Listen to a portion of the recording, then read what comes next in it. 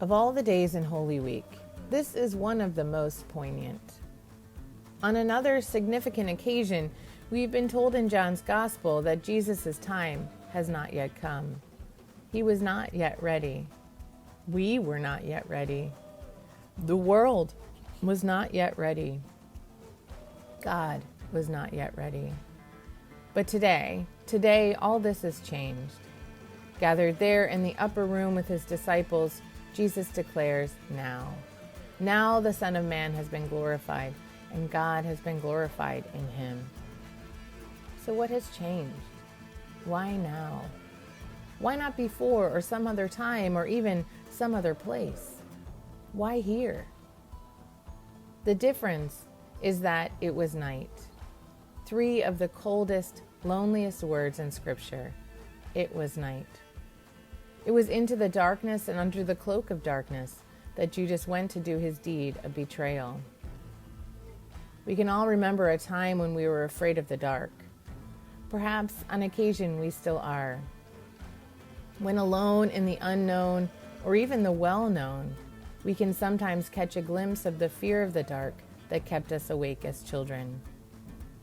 It was into the darkness of that night, into the darkness of that fear that Judas went in to order to betray the Lord. And in the moment of that darkness, in the moment of that fear, the time became ripe for the fullness of God's work of salvation to be completed. And it was night. It's not that God can't or doesn't or won't work during the brightness of the day, but we need God most in these moments of our lives that are full of darkness and fear. It is then when our lives and our worlds are at their darkest hour that we need God's life and light and love the most. If you have ever been, or even now are afraid of the dark, afraid of the darkness of your own life, afraid of the darkness of the life of another, afraid of the darkness of the world, take courage. For as terrifying as it can be, Holy Week promises us that God is at work even there, even then, even now.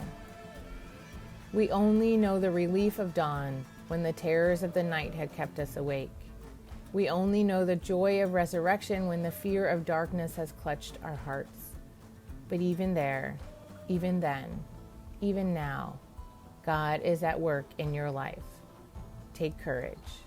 Now is God's time in your life.